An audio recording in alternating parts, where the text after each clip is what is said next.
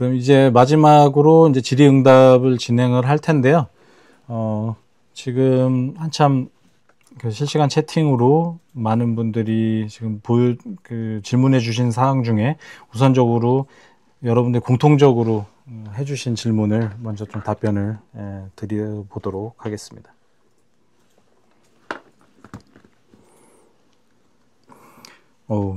지금 476분이 들어가 계신데요.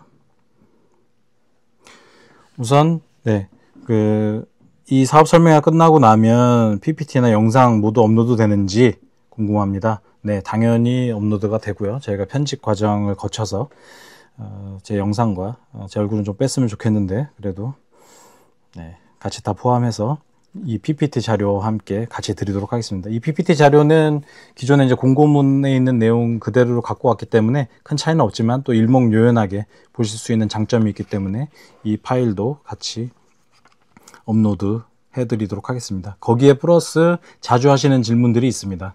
그래서 그것까지 정리가 되면 다음 주에 바로 저희 홈페이지와 인문360 사이트를 통해서 원본 파일을 공유해 드리도록 하겠습니다. 그리고 두 번째 자주 주신 질문 중에 지자체 소속 도서관의 경우 국가문예술 지원 시스템에 가입할 때 시장 명의로 가입 후 지자체 명의로 단체 가입하나요? 이런 내용이 있습니다. 네, 실제로 이건 대표자에 대한 정보를 확인하게 돼 있기 때문에 실제 대표자 명의로 가입을 하시면 되겠습니다. 그리고 지자체 도서관이 여러 곳이 있는 경우가 있는데 도서관별로 2개까지 신청이 가능한 것인지 지자체별로 총 2개까지만 신청 가능한 건지 궁금합니다. 네, 이천 시립도서관에서 이렇게 또 실명을 밝혀주시면서 구체적으로 문의를 주셨습니다. 예, 요거에 대해서 당연히 이제 혼선이 있을 수가 있는데요.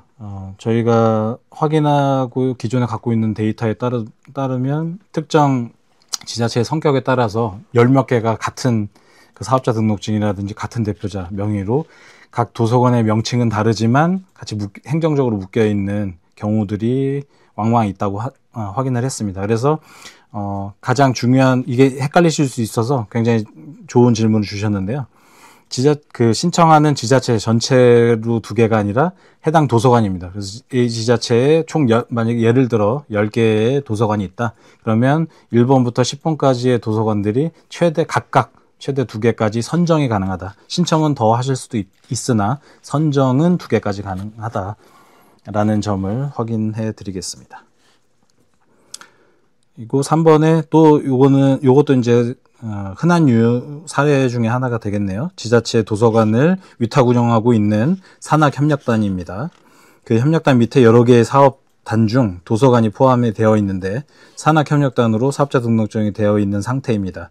이때 신청이 가능한지, 네, 이 부분들은 그 위탁 계약을 체결하셨다는 그 계약서상의 그 확인 내용이 확인이 되면은 신청이 가능하시다는 말씀 드리겠습니다.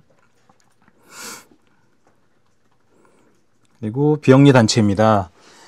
도서관의 장소를 빌려서 그동안 인문 강좌를 진행했었습니다. 저희는 시설이 아닌데 신청 가능한가요? 네.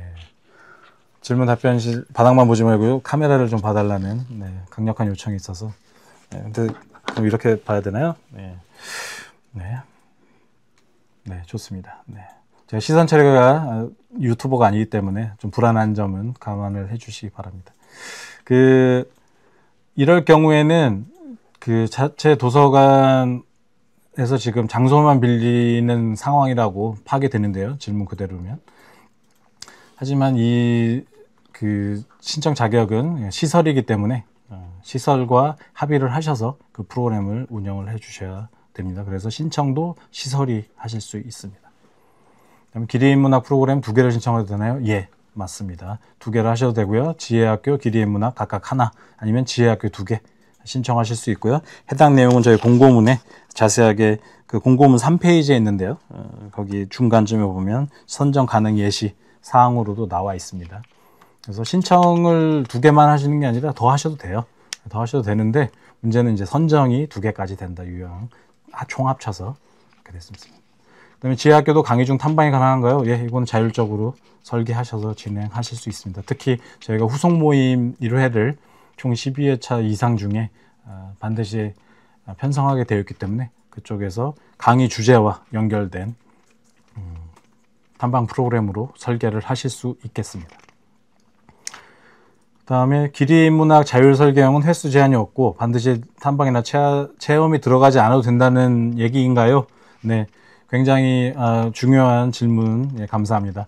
저희가 자율설계형으로 아까 좀 더 그 다른 유형에 비해서 자세하게 설명을 드렸는데요. 그래서 말 그대로 전적으로 신청자의 자유의지에 따라서 기존의 입문 프로그램과의 어떤 차별성을 가질 수 있는지, 그리고 어떠한 문제의식에서 이러한 프로그램들을 구성을 하셨는지에 대한 충분한 설명만 가능하다면 이런 제한들은 없습니다. 다시 한번 명확하게 말씀드리겠습니다. 그 사이에 굉장히 질문들을 많이 주셔서 이렇게 또 관심이 뜨겁다는 생각이 듭니다. 다시 한번 감사드리고요. 이어서 전국 시군구 도서관 담당자들에게 메일로 공모에 대한 공고문 시행을 부탁드립니다 라고 하셨는데, 이게 정확하게 어떤 의미인지 모르겠는데 저희가 해당 내용에 대해서는 공고가 이미 다 되어 있어서 별도의 공문을 발송해 드리지는 않고 있습니다. 그리고 지하학교 강사 조건이 대학 강사 이상으로 되어 있는데 대학교에 꼭 적을 둔 강사나 교수만 가능하다는 것인가요? 라는 질문. 예, 이것도 굉장히 자주 하시는 질문 중에 하나인데요. 그 대학 강사 이상으로 되어 있다는 거는 아까도 설명을 드렸지만 제가 다시 한번 표를 볼까요? 네. 그 기존에도 대학교 강사에 대한 자격이 확인이 되는 분들만 대상으로 하고 있습니다. 그래서 그 교수님들이 아니라 대학교 강사분들 중심이라는 점. 교수님들은 또 대학교에서 또 안정적인 월급을 받고 계시니까 강사분들에게 양보해 주시기 바랍니다. 그리고 강사 자격에 대한 자세한 설명 부탁드립니다. 사실 이거는 그 학교마다의 또 상황들이 다르고 그 발급 시점이나 이런 것들이 달라서 저희가 기존에는 지원 신청 기간에 이걸 필수 서류로 저희가 받았습니다. 하지만 그 신청자분들의 부담을 완화해드리기 위해서 선정이 되고 5월 달에 제가 실제 그 지원금 교부 행위가 이루어질 때 그때 확인을 하도록 하겠습니다. 그래서 지금 당장은 뭐 아직 강의가 심지어 뭐 조정이 되거나 아니면은 그 학교 내부의 행정 처리 때문에 발급이 어려운 상황들이 왕왕 있었습니다. 그래서 기존의 그런 어려움들을 저희가 충분히 감안하고 있기 때문에 5월 이후에 해당 내용을 증명서를 또 각각의 상황에 맞게 확인한 다음에 발급하셔서 증명하실 수 있기 때문에 그 점은 크게 걱정 안 하셔도 될 것 같습니다. 그다음 기리인문학에 선정될 500개 정도의 프로그램 중에 자율설계형 선정 비율이 있는지 궁금합니다. 네, 굉장히 날카로운 질문 주셨습니다. 사실 이건 아까도 말씀드렸지만 얼마나 그 신청이 들어오는지에 따라서 비중은 조정을 할 예정입니다. 그래서 지금 현재 500개 중에 몇 개다 이렇게 지정해 놓지는 않았습니다. 그래서 저희의 희망컨대 이 자율설계형은 저희가 아까 전에도 그 궁금해하신 분들이 계속 이런 정말 뭐 제한이 없는 것이냐 이런 질문들 많이 주시는데 그런 사업들이 얼마나 되는지에 따라서 선정에 대한 규모가 달라질 수 있다. 그래서 결론적으로는 아직은 미정이다. 내부적으로 정해놓은 비중은 없다라는 점을 말씀드리겠습니다.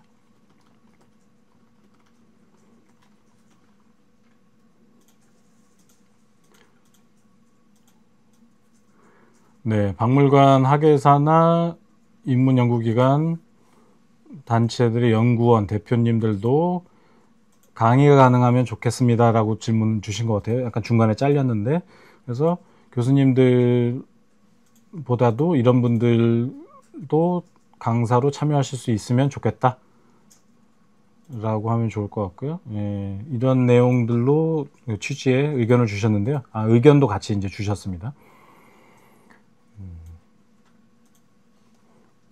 네, 꼭 특히 박물관, 대학교 소속이라든지 아니면 다른 쪽에서의 박물관 기리문학 사업들 오래 진행하시면서 꼭 뭐 대학교 교수나 강사뿐만 아니라 해당 그 주제를 오랫동안 해오셨던 학예사분들이라든지 다른 기타 프로그래밍을 하는 기획자분들도 강사로서 충분히 활동 참여를 하실 수가 있고요. 저희도 기대하는 바입니다.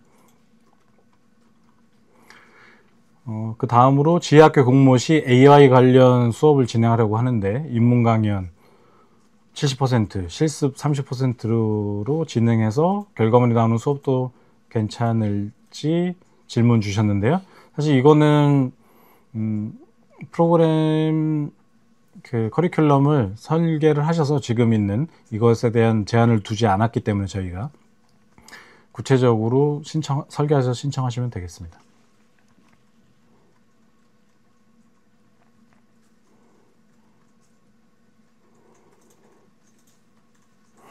자, 또 요 사항도 저희가 지원 신청서상, 그 다음에 예산 편성 가이드라인 중에서 가장 많이 또 질문하시는 사항 중에 하나인데, 작년에 기리의 인문학을 처음 선정되어 참여했습니다.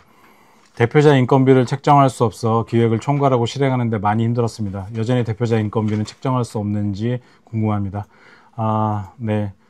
참 안타까운데 저희가 대표자 인건비를 책정할 수 없다라고 계속 유지하는 이유 중에 하나는 저희가 그동안 어려운 여건 속에서도 우리 인문학에 대한 가치를 계속 유지해 주시고 또 그 프로그램들을 사비를 털어서 진행해 주시는 분들에 대해서 진심으로 감사하다는 말씀을 드리면서 동시에 저희가 그 해당 시설을 보유하고 있고 그다음에 해당 대표자분들이 강의를 하는 것에 대해서는 참여는 가능하지만 사례비를 책정하는 것에 대해서는 전년과 동일하게 제한을 두고 있습니다. 다만 지금 대표님이나 그 담당자분들이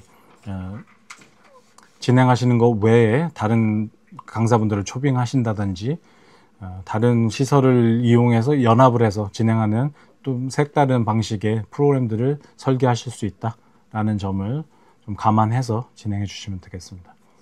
그다음 기리의 인문학 자율설계형의 경우 1회 1,000만 원을 다 써도 된다고 하셨는데 강사 구성을 2명 이상 해야 하나요? 네, 조건은 2명 이상의 강사분으로 해서 진행을 하시고 다시 한번 강조드리지만 횟수에 대한 제한은 자율설계인 경우에는 없습니다.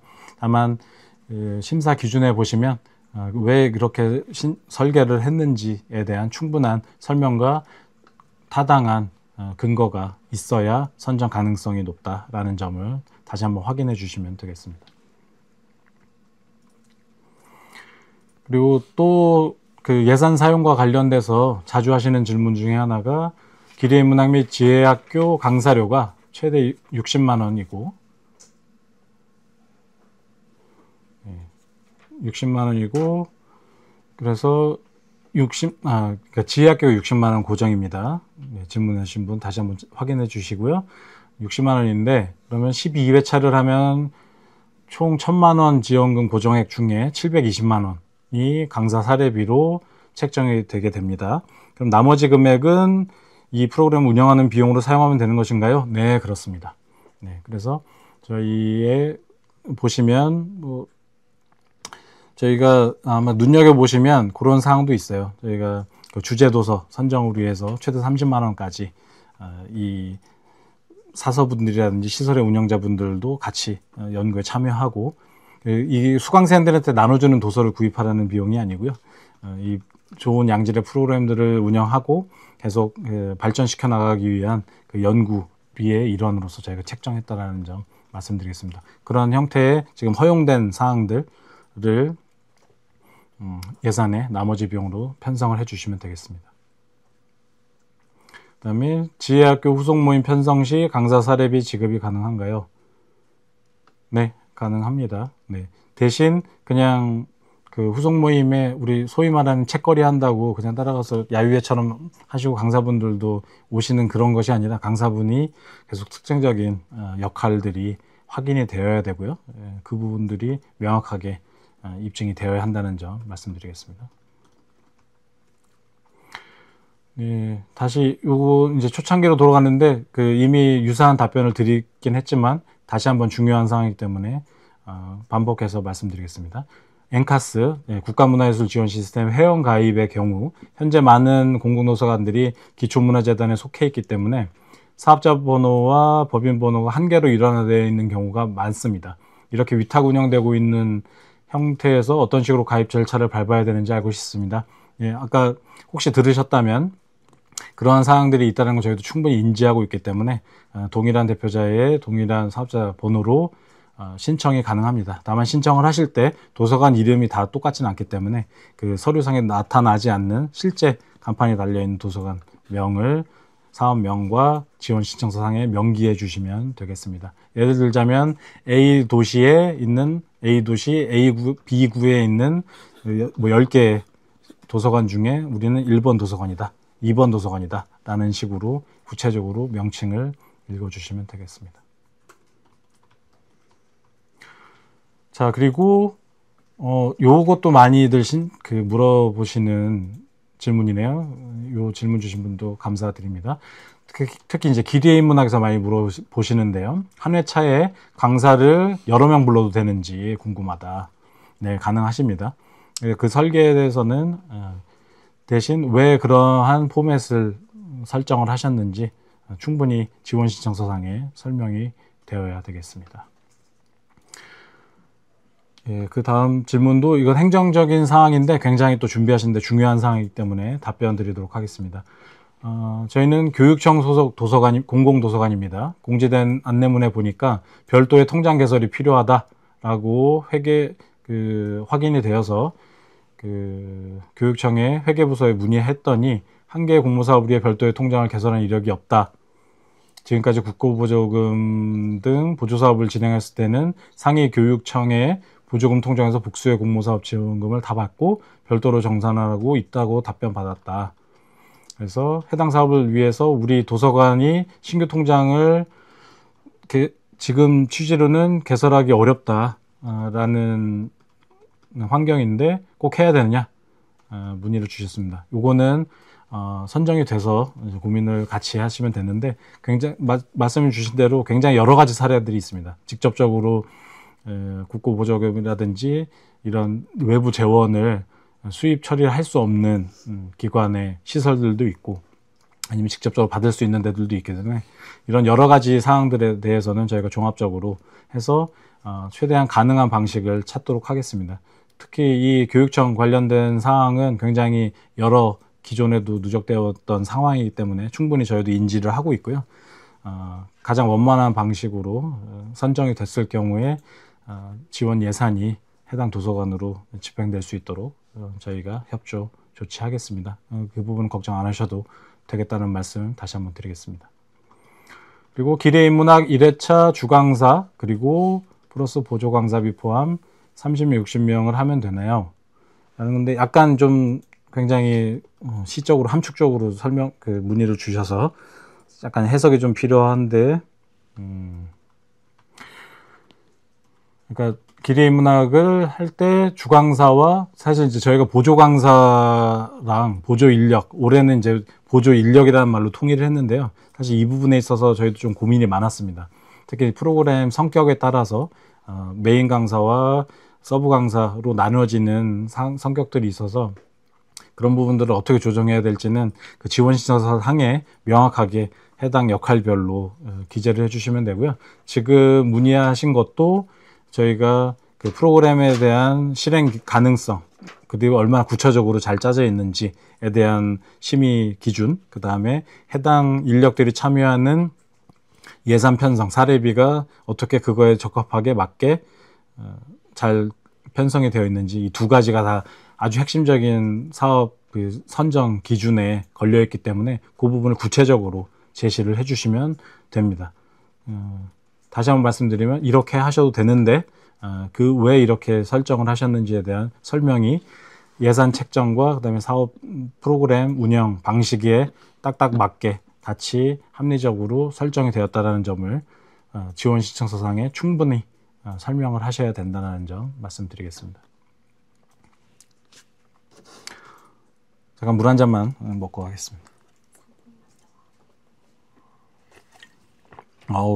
저희가 이게 설명드리면서 굉장히 이렇게 질문들이 많으셔서 좋네요. 저희 현장 설명에 오프라인은 안 하고 이렇게 온라인으로 해서 저 혼자만 그냥 얘기하고 끝나지 않을까 걱정을 했었는데 기우였던 것 같습니다.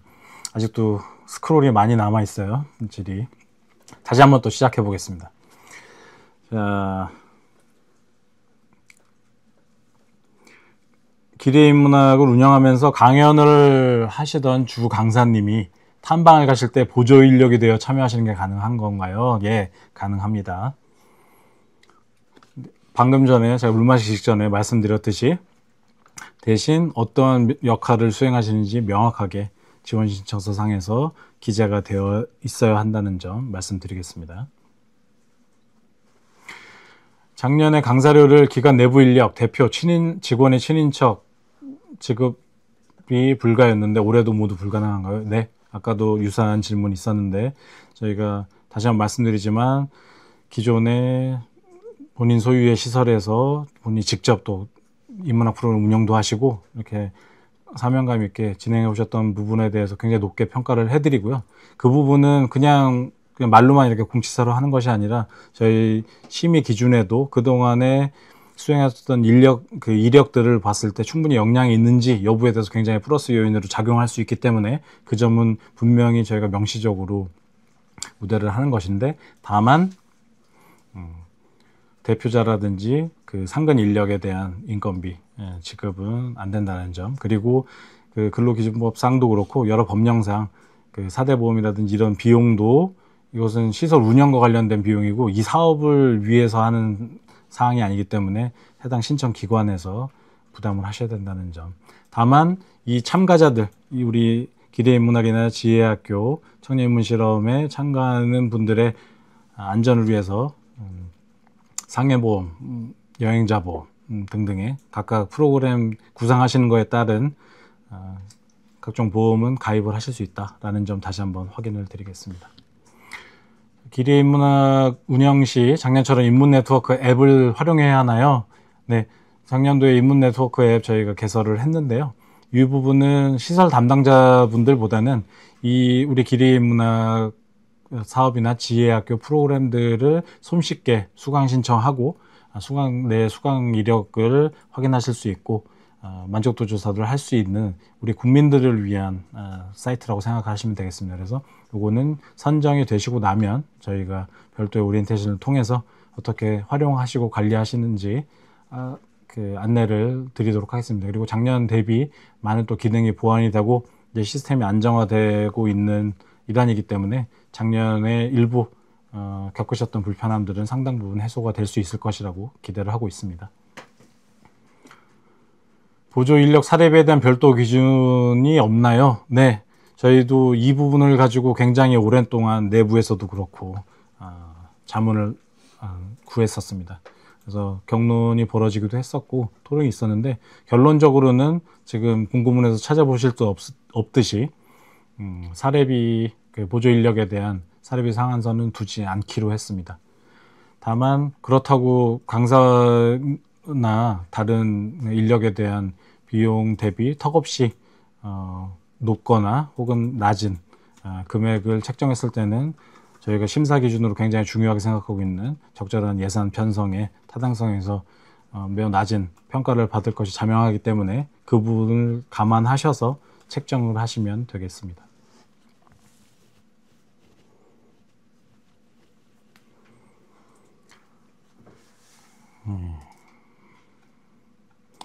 이전에 기리인문학 사업 시 청소년을 대상으로 하는 사업은 학교와 연계하여 선정된 학교로 직접 찾아가서 진행하는 사업을 운영했었습니다. 그래서 순서상 사업이 선정되고 나면 참여 학교를 결정하고 장소를 확정하기는 어려운데 학교로 찾아가는 형태의 기리인문학 사업은 어려운 것으로 볼 수 있네요. 네, 지금 그 주신 부분은 현실적으로 사실 어려운 점들이 분명히 있을 것입니다. 특히 이제 학교와의 또 협의라든지 이런 부분들은 굉장히 또 유동성이 있고 하기 때문에 그런 점들을 지원 신청서상에 명시를 해주시고 기존에 어떻게 유사하게 학교와 협력한 프로그램들 이력이 있는지 이런 부분들을 입증을 해주시는 게 중요합니다. 뭐 아시는 것처럼 이러한 그 예외적인 경우에는 그냥 의혹만으로 할 수가 없거든요. 그래서 기존에 이미 학교와 어느 정도의 라포가 형성이 되어 있고 어떤 프로세스로 진행되는지에 대한 충분한 대처 능력이 있다는 것을 입증해 주시면서 현재까지 지원 시점 4월 7일까지 접수하실 때 지원 신청되는 신청서에 지금까지 논의된 사항들, 그래서 현재까지 확정된 것은 무엇이고 그 다음에 아직 협의가 남은 사항은 무엇이다 라는 점을 구분해서 기재해 주시면 참고가 되겠습니다. 그러니까 상황이 녹록치는 않지만 그렇다고 결코 포기하지 마시고 굉장히 또 의미 있는 활동을 준비하고 계신 걸로 보이니까 제가 말씀드린 팁을 활용해서 잘 작성해 주시면 좋을 것 같습니다. 네, 요것도 특히 이제 저희가 기존에 이제 공공에서 운영하고 있는 도서관들 시설들이 많기 때문에 유사한 질문들 많이 주시는데, 엔카스 국가문화예술 지원 시스템으로 보조금을 교부받으면 지자체나 교육청 등에 자체적으로 사용하는 회계 시스템, 예를 들면 교육청의 뭐 K-에듀파인 이런 데 보조금을 연동하는 절차가 필요한지 궁금합니다 라고 하는데, 이거는 아까도 말씀드린 대로 그 각 선정되는 시설들마다의 상황들이 다 각양각색이기 때문에 그거는 선정이 되고 나면 그때 별도의 방식을 말씀을 드리도록 하겠습니다. 그리고 최대한 방법을 찾을 수 있는 형태들이 있기 때문에 그것은 지금 우려해 주시는 그 타사업의 집행 기준과의 충돌 여부, 이런 부분들을 정리를 해서 하도록 하겠습니다.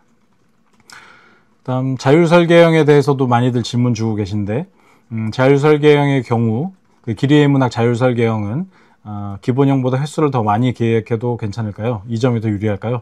사실 뭐 횟수가 많다고 해서 유리하다고 단정할 수 없습니다. 저희가 이 사업의 그 자율설계형 유형 도입 취지를 다시 한번 생각해 주신다면, 저희가 양적으로 뭐 많이 하는 거를 하기 위해서 하는 것이 아니라 정말 기존에 어떻게 보면 정형화되고 안정화됐던 입문 프로그램 이외에 다른 창의적이고 아니면 뭐 좀 새로운 그런 참신한 프로그램들을 개발되기를 원하기 때문에 이 유형을 도입을 한 것입니다. 그래서 그 취지에 맞게 횟수에 너무 얽매이지 않으셨으면 좋겠다는 말씀 다시 한번 드리겠습니다.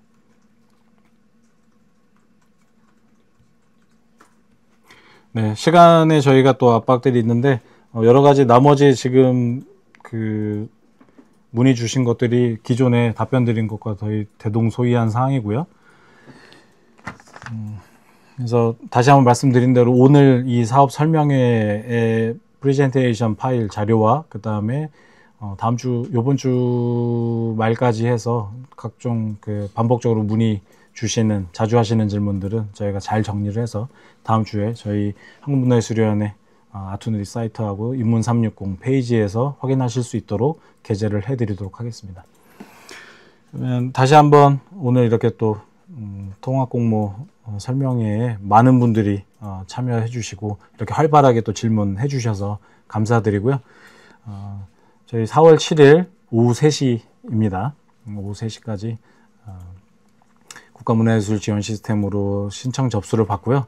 특히 이번에 저희 국가문화예술 지원 시스템 처음 사용해 보시는 분들은 회원 가입하고 기초정보 먼저 등록하시는 거, 그거 꼭 먼저 해 놓으시기를 강력하게 요청을 드립니다. 그래야 막판에 저희가 끝까지 지원 신청서 잘 열심히 작성하신 것들을 마감 시간 지나서 놓치지 않게 잘 신청 완료하실 수 있으니까 꼭 그 점을 유념해 두시고 신청해 주시면 되겠습니다. 그럼 오늘 장시간 시청해 주셔서 그리고 질문 적극적으로 남겨주셔서 감사드립니다. 네, 그럼 올해 한 해도 우리 입문 사업이 전국적으로 많이 찾아갈 수 있도록 이렇게 또 많이 협조해 주시고 많은 호응과 관심 부탁드리겠습니다. 감사합니다.